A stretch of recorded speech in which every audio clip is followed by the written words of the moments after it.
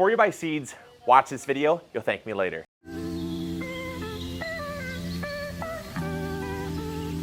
So when it comes to buying seeds, it can be incredibly overwhelming.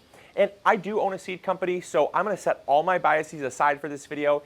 And I'm going to leave to the very end our shameless plug, because I want you guys to be able to watch this video without a filter thinking that I'm trying to persuade you. I'm really going to want to help you in this video, because ultimately our goal is not to sell you something. It's to help you to grow a healthier, happier garden, have more fun in the garden, and to save money, which that's my ultimate goal. The first thing I want to talk about are seed catalogs. Now, I know that a lot of you love to thumb through seed catalogs and look at them in the early spring, and you're not alone.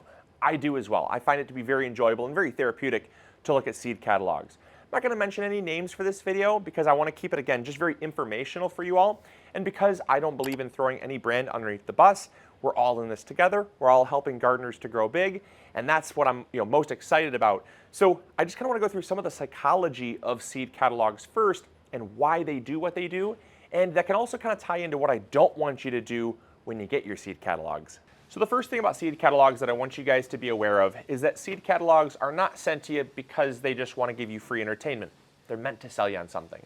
And so if you know that going into it, and you kind of just realize that they're trying to solicit a sale, what you can kind of do is realize that before you get your seed catalogs, because oftentimes they will come, the earliest will come the most flashy, the most in your face, with the largest discounts. And they do that because what they do is they essentially know that they have an expensive seed packet that they want to try to sell you, but you know that it might be a little bit too early to start seed shopping. So if they throw a 30-40% discount in there and say, hey, if you buy right now, we're running this early season sale, what they've done is they've already marked the seed packets up so much that by the time they take off the discount, they're basically making the same amount as they would at full price. And I think that's really important to kind of make that distinction. Not all seed companies will do that, but what I have found is it's very similar to Black Friday sales. They often come earlier and earlier, and now it's Black Friday week, it's Black Friday month, it's just Black Friday all the time, and they just want to get those sales to you so early to really get you into that FOMO of spring fever. They want to get you that impulse buy, and that is often what really, for me at least, if I'm trying to save money, that's what sometimes gets me, is getting those catalogs, getting excited, and not having that mentality of, this is intended to sell me. They don't, as much as they love you, as much as they love seeing you, they love seeing your money a little bit more. The other thing about seed catalogs, they're not free. You know that old saying, there's no such thing as free lunch? Well, that's true. The reason why we don't have a seed catalog and why other companies have seed catalogs but more expensive prices is because of seed catalogs. The average seed catalog will cost roughly $5 to produce and ship. That means $5 to you and everybody else that they send them to. And that's with the expectation that you or someone else is going to buy them. That's known as the law of averages. If you send out 100 catalogs, the hope is, and the industry average, is that 3 out of those 100 are going to pay for those seed catalogs. That's a really low odds, a very poor probability, and it ends up costing a lot of money that you have to pay for. And that's often why your seed packets are so expensive. At MIgardener, we kept our seed prices pretty low because we don't do seed catalogs, but again, that's just what we do. I'm not trying to sell you on our seeds. All seeds are going to be great if you get from a good source, but you have to know that that cost is really baked into the cost of a seed packet, because these seed packets are what's paying for the catalogs, and they're hoping you're going to buy from them. Now, the final thing to note, this has to do with seed shopping in general, not just seed catalogs. That is that you want to compare prices to not only per packet, but per seed. This is really important. I can't tell you how many times before I even owned my own seed company, I would go out and I'd think I was getting a really good deal on seeds. Now, if you only need 5-10 seeds, maybe that's fine. Maybe you don't need to spend that much money. But oftentimes, when you really look at the price per seed, that matters. Because oftentimes what I find is that sometimes the lower pack seeds, you're spending a larger amount more for. But yes, you might only be spending $1, $1.50 a pack, and you're getting 10, 20 seeds. You're spending less. But if you use all of those seeds, you're technically spending a lot more per seed. So if you were to compare that to some of our other packets here, like you might be 30 cents per seed. Comparatively, you might be at like 10 cents per seed.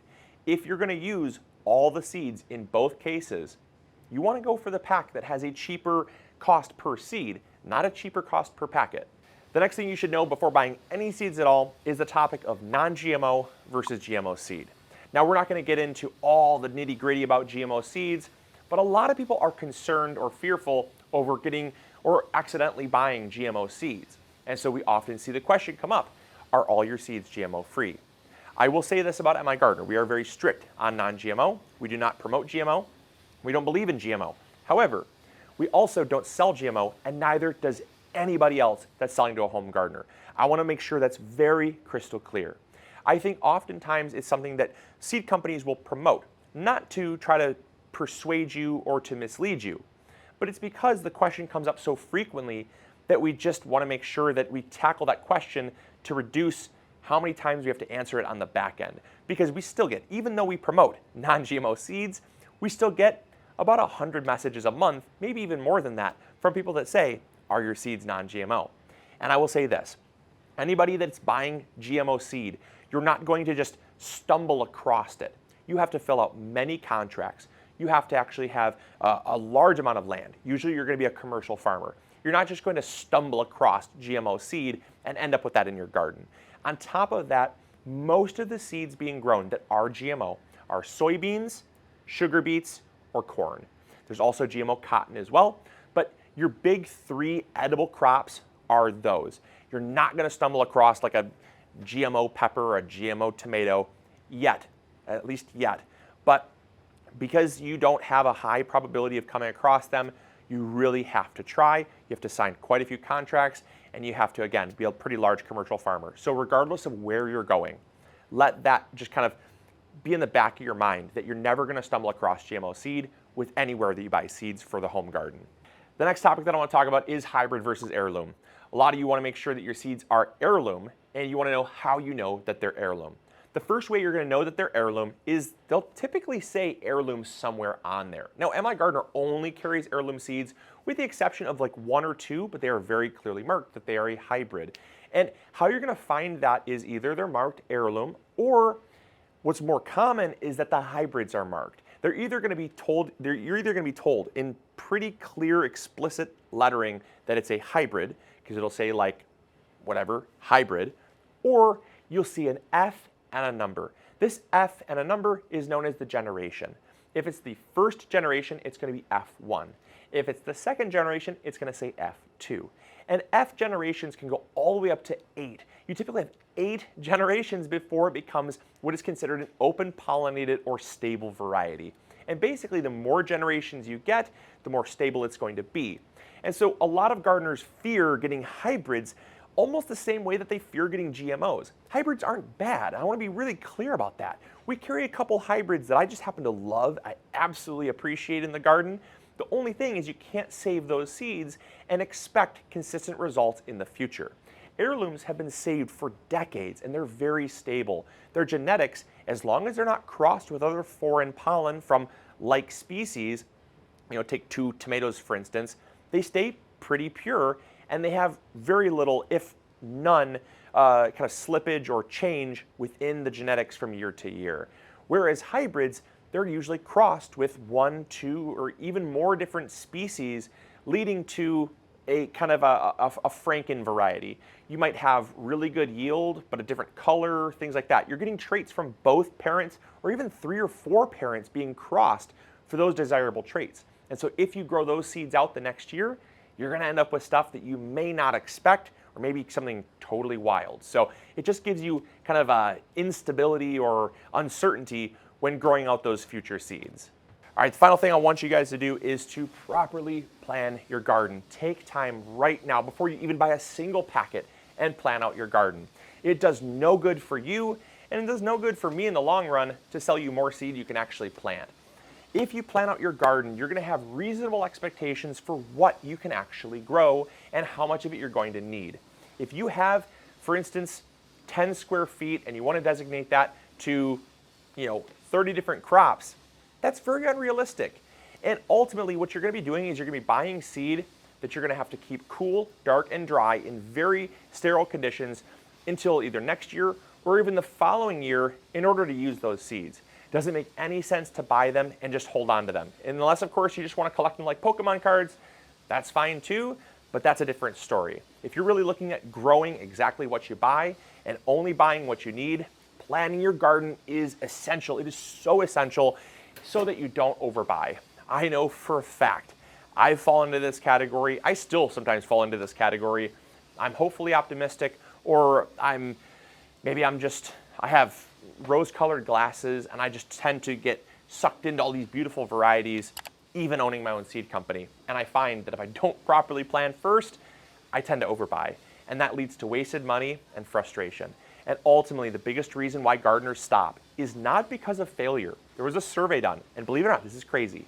The survey found, they polled gardeners that quit gardening within their first year, and what they found was not that failure was the reason for quitting.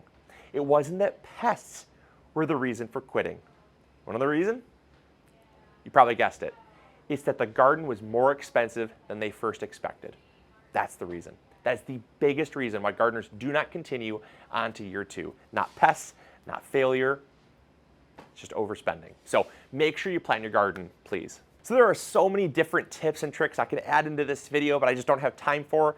If you want to see more things that you should consider before buying seeds, let me know in the comments box down below, and maybe we could do a part 2. It'll be a little bit further down the road, but maybe we could do another part 2, because there's a lot of other nuanced things that you should consider before buying seeds. I hope you guys enjoyed. I hope you all learned something new. If you did, make sure to hit that like button, subscribe if you haven't already, and here is now my opportunity for me to tell you guys that regardless of where you go is up to you. You're going to get great quality seed as long as you stick with great quality sources. But MIgardener is one of those great quality sources. We have over 750, soon to be 780 different varieties of heirloom, a few hybrids, of vegetable and flower seeds. And we not only do all those amazing things, but we also have free shipping on seed orders of $20 or more. We do free shipping to Canada and the US on seed orders of $20 or more. We also do global shipping as well, so even if you're in a different country, we can still ship to you. And on top of that, we have the lowest cost for a seed packet, and generally more seed per packet than you're gonna find anywhere. So not only are you spending less, but you're getting more.